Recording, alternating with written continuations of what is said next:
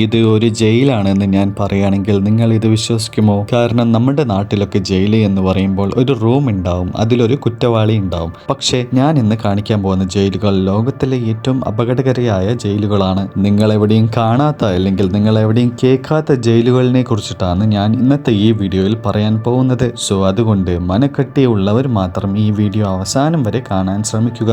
റഷ്യയുടെ ഏറ്റവും കർശനമായ ഇരുണ്ട കോട്ട ഇതാണ് ബ്ലാക്ക് ഡോൾഫിൻ പ്രിസൺ. ഈ ജയിലിന്റെ വേരുകൾ 18-ാം നൂറ്റാണ്ടുകളിലേക്കാണ് പോകുന്നത്. ചക്രവർത്തികളുടെ കാലം മുതൽ ഉപയോഗിച്ചിരുന്ന ഒരു തടക്കൽ കേന്ദ്രമാണിത്. കാലക്രമേണ റഷ്യയിലെ ഏറ്റവും അപകടകരമായ കുറ്റവാളികൾക്കായി മാറ്റിയ ഒരു ജയിലായി മാറിയത്. എന്നാൽ ഇന്നിവിടെ താമസിക്കുന്നവർ സീരിയൽ കൊലപാതകൾ, ഭീകരാക്രമണ കുറ്റവാളികൾ, കുട്ടികളോടൊപ്പം ക്രൂര കുറ്റങ്ങൾ ചെയ്തവർ, പലരും ഒരേ സമയത്ത് പല കൊലപാതകങ്ങൾ നടത്തിയവർ.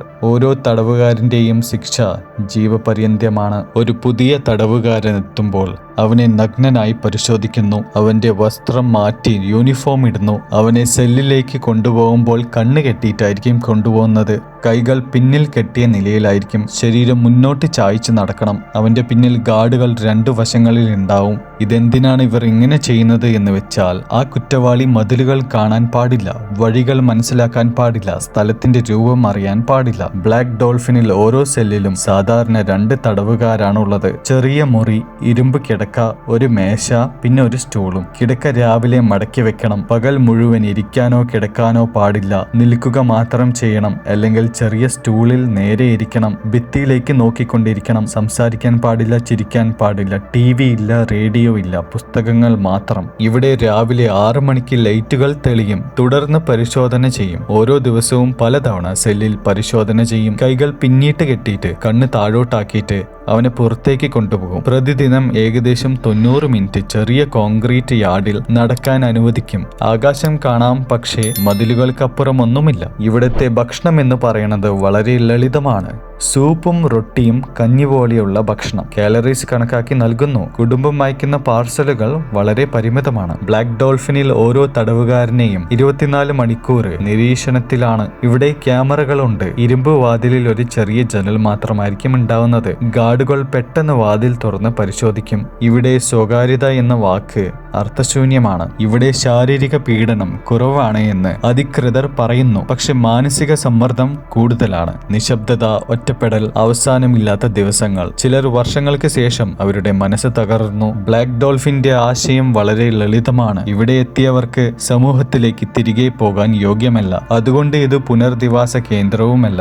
നമ്മളിപ്പോൾ പോകുന്നത് തായ്ലൻഡിലെ ബാങ്കോക്ക് എന്ന് പറഞ്ഞ നഗരത്തിലേക്കാണ്. വളരെ ശാന്തമായ സ്ഥലം, ഉയർന്ന മതിലുള്ള കെട്ടിടങ്ങൾ. പക്ഷെ അതിലൊരു കെട്ടിടം നിശബ്ദമായി നിൽക്കുന്നു. അതൊരു ജയിലാണ്. ഇതാണ് തായ്ലൻഡിലുള്ള ബാങ് കവാങ് സെൻട്രൽ ജയിൽ. ഒരു തടവുകാരനെ ഇവിടെ കൊണ്ടുവരുമ്പോൾ അവന്റെ ജീവിതം 2 ഭാഗങ്ങളായി പൊളിയുന്നു. അകത്തേക്ക് കിടക്കുന്നതിന് മുമ്പും അകത്തേക്ക് കിടക്കുന്നതിന് ശേഷവും. വാതിൽ തുറക്കുമ്പോൾ ആദ്യമായി കേൾക്കുന്നത് ഇരുമ്പിന്റെ ശബ്ദമാണ്. പിന്നീട് ശരീരം മുഴുവൻ പരിശോധിക്കും. വസ്ത്രങ്ങൾ മാറ്റണം, സ്വകാര്യ വസ്തുക്കൾ കൈമാറണം. അവിടെ നിന്നാണ് ഒരു പുതിയ നമ്പർ അവന് കിട്ടുന്നത്. അവൻ ഇടാൻ കൊടുത്ത ഡ്രസ്സിലായിരിക്കും അവനൊരു നമ്പർ ഉണ്ടാവുന്നത്. ചില തടവുകാർക്ക്, പ്രത്യേകിച്ച് മരണശിക്ഷ വിധിക്കപ്പെട്ടവർക്ക്, ആദ്യ 3 മാസം കാലിൽ ഇരുമ്പ് ചങ്ങലയിടും. ഭാരവും തണുപ്പും ഓരോ ചുവടിലും ഓർമ്മിപ്പിക്കുന്ന ശിക്ഷയാണിത്. ബാങ് കവാങ് ഒരു ഉയർന്ന സുരക്ഷയുള്ള ഒരു ജയിലാണ്. പ്രധാനമായും ദീർഘകാല ശിക്ഷകളും മരണശിക്ഷകളും ലഭിച്ചവരാണ് ഇവിടെ ഉള്ളത്. ഇവിടത്തെ സെല്ലുകൾ ചെറുതായതുകൊണ്ട് ചിലപ്പോൾ 20-ലധികം പേരായിരിക്കും ഒരു മുറിയിൽ ഉണ്ടാവുന്നത്. നിലത്ത് സിമെന്റ് ആയിരിക്കുമുള്ളത്. കിടക്കാൻ കിടക്ക പോലും ഉണ്ടാവില്ല.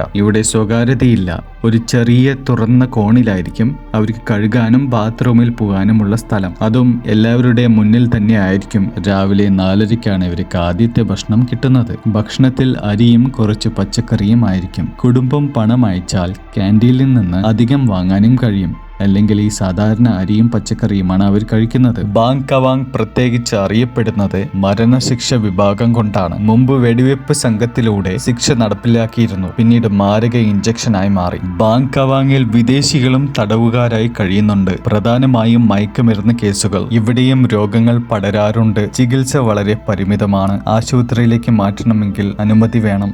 വെനിസ്വേലയുടെ ചൂടേറിയ മാരക്കൈബോ നഗരത്തിന്റെ പുറത്തായിട്ട് പൊടിയും ചൂടും ചുരുണ്ട് കിടക്കുന്ന ഒരു പ്രദേശത്ത് ഇരുമ്പും കോൺക്രീറ്റും ചേർന്ന് കെട്ടിയ ഒരു മഹത്തായ കെട്ടിടമുണ്ട്. ഇതൊരു ജയിലാണ്. പക്ഷേ അതിന്റെ മതിലുകൾക്കുള്ളിൽ നടന്നത് ശിക്ഷ മാത്രമായിരുന്നില്ല, അതൊരു സ്വതന്ത്ര ലോകമായിരുന്നു. ഇതാണ് വെനിസ്വേലയിലുള്ള ലാ സബനേറ്റ പ്രിസൺ. ആദ്യം ഇതൊരു സാധാരണ ജയിലായി ആരംഭിച്ചതായിരുന്നു. കുറ്റം ചെയ്തവർ ശിക്ഷ അനുഭവിക്കാൻ വേണ്ടി കൊണ്ടുവരുന്ന ഒരു സ്ഥലമായിരുന്നു. പക്ഷെ വർഷങ്ങൾ കഴിയുന്തോറും അവിടെ മനുഷ്യന്മാരിനേക്കാൾ അധികം തടവുകാരായി നിറഞ്ഞു. 700 പേർക്ക് വേണ്ടിയിട്ടായിരുന്നു ഈ ജയിൽ നിർമ്മിച്ചത്. പിന്നെ കാലങ്ങൾ കഴിയുന്തോറും അത് 1000-ആയി, 2000-ആയി, 3000-ആയി. കിടക്കാൻ പോലും സ്ഥലമില്ല, ശ്വാസമെടുക്കാൻ പോലും ഇടമില്ല. ചൂട്, വിയർപ്പ്, രക്തത്തിന്റെ മണം. അവിടെ വായുവിൽ തന്നെ ഒരു ഭയമുണ്ടായിരുന്നു. എന്നാൽ ഈ ജയിലിൽ ഒരു വിചിത്രമായൊരു സത്യമുണ്ടായിരുന്നു. ജയിലിന്റെ യഥാർത്ഥ ഭരണാധികാരി അവിടുത്തെ പോലീസുകാരായിരുന്നില്ല, മറിച്ച് അവിടുത്തെ തടവുകാരായിരുന്നു. ഈ തടവുകാരുടെ കയ്യിൽ ആയുധങ്ങൾ ഉണ്ടായിരുന്നു, അവർക്ക് പണവും ഉണ്ടായിരുന്നു, അവർക്ക് ഭയം ഉണ്ടാക്കാനുള്ള ശക്തിയും ഉണ്ടായിരുന്നു. പക്ഷെ കഥ അവിടെ അവസാനിക്കണില്ല. വർഷങ്ങൾ കഴിഞ്ഞിട്ടും അവിടെ ആക്രമണം തുടർന്നുകൊണ്ടിരിക്കുന്നു. ആശ്ചര്യമായ കാര്യം എന്താണെന്ന് വെച്ചാൽ ചില സെല്ലുകളിൽ മൃഗങ്ങളിനെ വരെ അവർ വളർത്തിയിട്ടുണ്ട്. ഇനി നിങ്ങൾ വിചാരിക്കും ഇതൊരു ജയിലാണോ, അല്ലെങ്കിൽ ഒരു നിയന്ത്രണമില്ലാത്ത രാജ്യമോ? എന്നാൽ 2013-ൽ ഈ ജയിൽ അവസാനമായി അടച്ചുപൂട്ടി. പക്ഷെ അവിടെ ഉണ്ടായിരുന്നവർക്ക് ഇത് മറക്കാൻ കഴിയുന്നില്ല. കാരണം ചില മതിലുകൾ പൊളിച്ചാലും അവരുടെ ഓർമ്മകൾ പൊളിക്കാനാവില്ല. റുവാൻഡയുടെ പച്ചവെടിച്ച മലനിരകളുടെ നടുവിൽ മൃദുവായ കാറ്റ് വീശുന്നൊരു നഗരമുണ്ട്, ഗീതാരാമ.